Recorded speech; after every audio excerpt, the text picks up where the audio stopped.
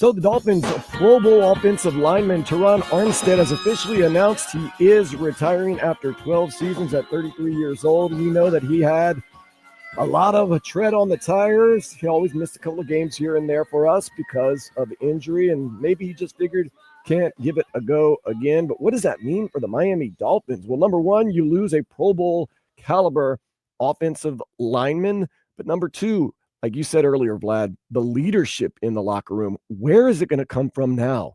On the defense, you knew it was Calais Campbell, who last year did a yeoman's job in an excelled age. He was in his late 30s. Terron Armstead, you knew on the offensive side, he was the guy everybody turned to, everybody looked for, everybody listened to. So you lose Calais Campbell. He signed a 1 year, $5.5, possibly $7.5 million deal with the Arizona Cardinals. Terron Armstead looks like he will not be with the team next year, most likely. I don't know where to look for leadership. Is it Zach he said Sealer? He retired. That means he's not being with the team. That's it. Is it Zach Sealer on defense? Who on offense? Is it time for Tua Tagovailoa to step up? And that was a great tag team. You know what I mean? Calais and Zach. And two big, wily veterans that knew the game. And it's gonna be very interesting who they're gonna put right alongside Zach to see if they can have the same production that those two had last year. Those two were a handful. Like, they love playing right next to each other because they knew the way they worked. It was a good synergy with both of them, and it's going to be very interesting to see right now. Well, that's the thing. The glaring things that you lose are, first of all, a lot of production and talent on both sides of the ball with Terron Armstead, who is your best offensive lineman, and Calais Campbell, who, if he's not your best defensive lineman, he's right up there with Zach Sealer. But you lose that leadership. Listen, man, let's stop poo-pooing around the situation. Guess what? They paid them boys last year. It's time for them boys to act like their contract. Play for it like they're getting paid, and to act like the leaders that they're being paid as well. It's Tua's team now. It's always been Tua's team, but it's Tua's team. You got that extension, Playboy. Now it's time for you to lead that team. Yeah, the money they're paying. You got to do something with 10. No, that's the thing. The money they're paying Tua Tagovailoa doesn't just for his play, it for the whole package. That's what I'm saying. They need to expect that. That's they need to. Kuzan, they all got extensions. Yeah. And that also goes down to the little, Mikey Fit. He got the extension. You got 4 years here. It's got to be your team. They got to follow your culture. If you're too loosey-goosey, they're going to be loosey-goosey. If you got to be strict, you got to be strict. That's it. Like, everybody follows the MO of their coach. The Steelers, Mike Tomlin. Ravens, John Harbaugh. The MO of the team. The Niners, Kyle Shanahan. Mm-hmm. Chiefs, Big Red. Even the Eagles, Nick Sirianni, they follow, you follow Mike. It seems to me if you follow Mike McDaniel, everything looks good in the beginning, but when things hit the fan, you kind of you flake out. I just don't see Tyreek Hill, with the pay or the no pay, being a leader on this team with everything that goes on around him, with the way he walked out last year. Everybody that got the extension last year, Dan, it's time for them to show up, not only playing wise or coaching wise, as a leader. Like you said, this is a package deal. When you get paid, you become a voice and leader of this squad.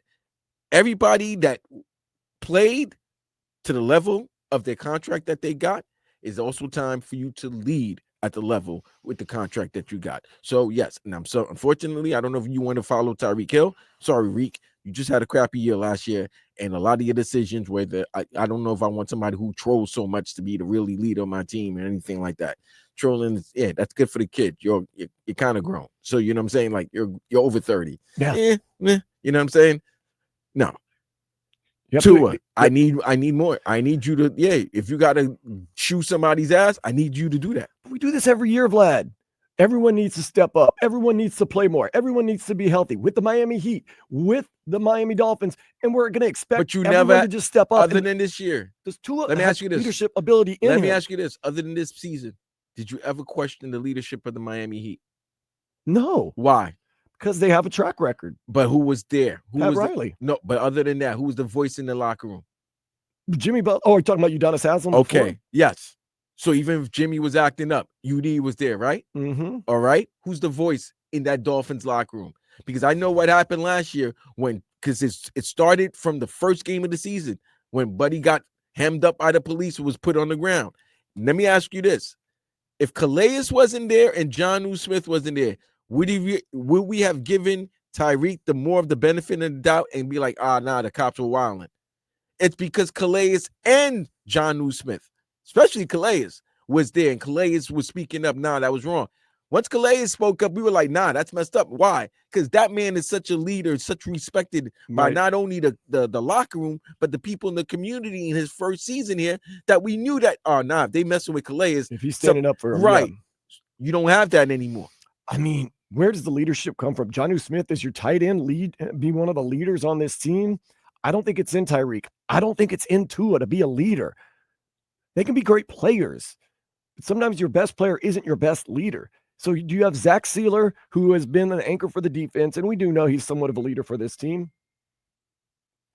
And then do we have Jonnu Smith? Jonnu's a leader. Jonnu was a leader. That Jonnu was one of the guys. Let me say, so I didn't include him. I've been saying that the last 2 days, that, Terron and Calais. But Jonnu was also another leader, another person who game in, game out was there to answer the questions and be honest with the reporters and the media and the fan, but also breed confidence and a reassurance to the team that, to the fan base, that we're going to get this thing together. And they would, and they almost did. So, let's not BS it. They almost did. Was it late? Yes. But they played well and the guys still played for each other.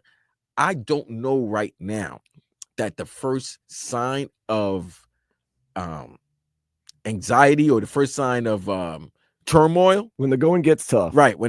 I don't know if you don't have that number 93, that big 6'8" guy when he spoke, when he said, I'm hungry, we're hungry. You listen to that. Yeah. I'm going to go. Yeah. I'm going to fight for that guy right there. Yeah. I'm going to do that. When I see Terron Armstead having to harness himself just to get ready, just to go into battle with you guys, with us. You damn right. I'm going to step up my play. I'm going to go for that OG. Who's that right now? Zach Sealer's a great player, but who's that? I wanted to ask you, Vlad. Who's that voice right now? I'm going to defer to you because you were in the locker room for all the home games last season. You get a feel. I've done it before. I got a feel for who is, looked up to, who's listened to on the team. Who do you think can possibly step up and fulfill more of a leadership role this year that's already kind of exhibited some of the stuff, and you get that kind of feel from that person? Because I know when I was in there, and this was a couple of years back, Xavier Howard, for whatever you want to say about him, was he's looked not there up no to. more. Right? No, but I'm saying like, even though he wasn't quote unquote a leader of the team, I don't want to put I guess I have because I already saw it, but I got to put it on the big guys. Like if Jalen Ramsey soak up, they're gonna follow. That's all pro right there. Yeah. You know what I'm saying? And maybe they do. Maybe he's not. Well, Jalen doesn't want to talk to me. He just wants to do his work, and that's it. But I guess what we also want for the media, the fan base, and for the public perception is that there is a voice. Like there is a voice, a leader, a figurehead, as you would say, for the team. And I don't think we think that with one. No. One is a good guy. He's a family man. We understand that, but we don't see one. Even though we hear that, we just never see it. It's not been demonstrative or in front of us. So I don't think it's one. I think we all for a fact right now don't want 10 to be any type of leader. I don't think he can. Okay. I don't think 17 is that either. 17 is great though. He's not very vocal. But he's not very vocal. 17 will talk to you, but 17 talks to you when everything's kind of great. You know what I mean? A guy that talked in the media, and sometimes it was funny, but he's no longer on the team anymore. It's Javon. Javon would talk to the media. Right. Javon would speak up and let people know what's going on with stuff. I don't know because I don't know who's I think it would have to be John. I mean, it's definitely going to have to be Jonnu. I would like to see Jalen Ramsey step up a little bit. He got paid. He needs to step up. Sealer might have to be a little bit more vocal. Yes, for sure. Austin Jackson's going to have to speak up because pretty much he's the vet in that O-line and the best O-lineman left. Hard to believe. And he got paid too. He did get extension. It was somewhat friendly, but this is what I want. When they give you the extension, that means you are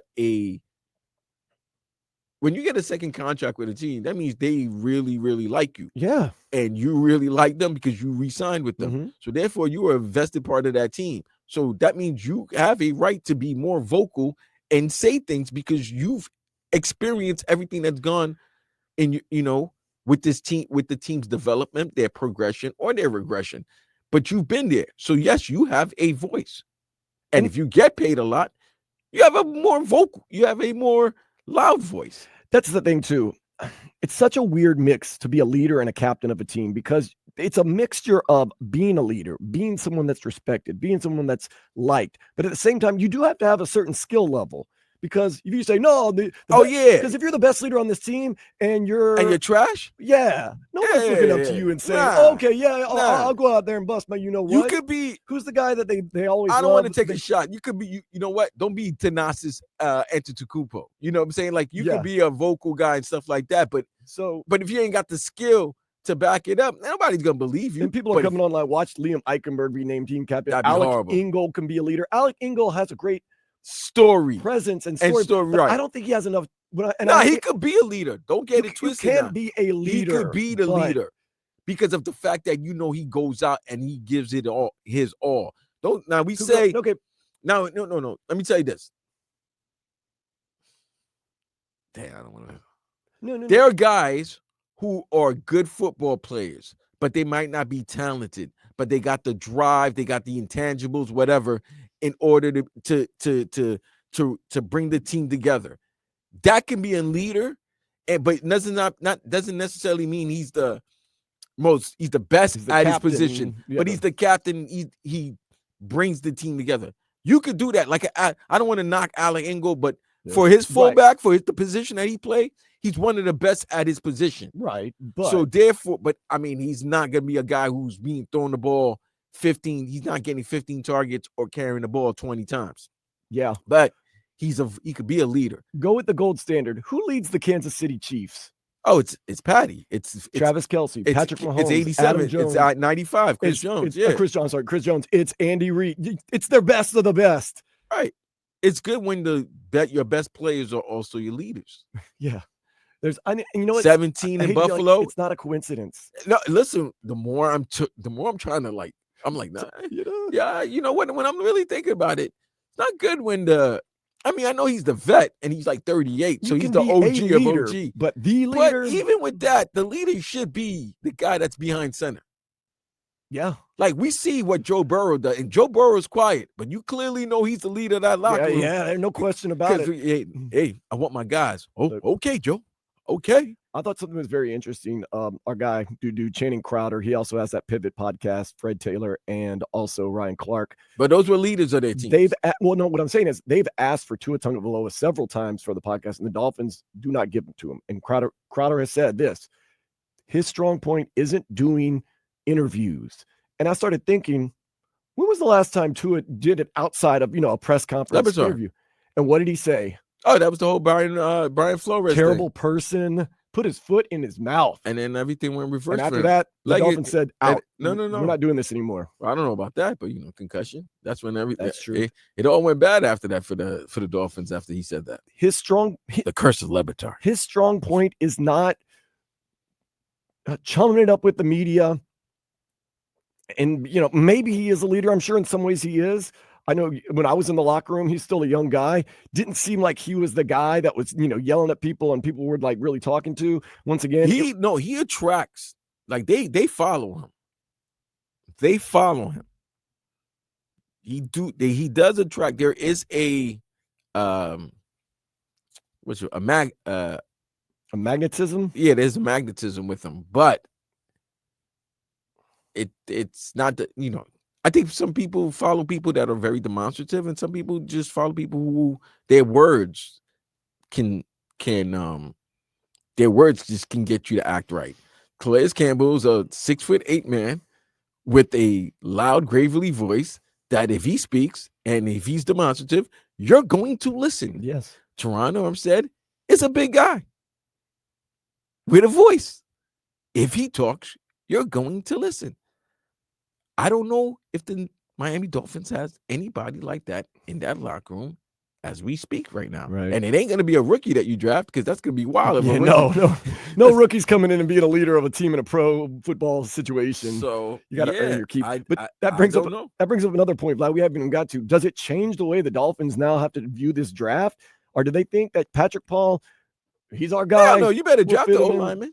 better draft a lot of O linemen and a lot of D linemen. And oh yeah, by the way, you have secondary issues like a corner cover corner, and you have no safety right now. And as of now, Liam Eichenberg will be a starter on this lineman is like line. pens. You can never have enough. Oh no, you can never have enough, and you can lose them easy. So yeah, right. Stack them up, stack them up. Wow, this Dolphins offseason has been complicated. Hopefully, Mike McDaniel, those guys figured out, or else they made their moves last season when they gave all those gentlemen an extension. What did I come to the release? What did I tell? What did we come to the realization, the conclusion to? This is the like year. Midway through the season, we're like, you know what?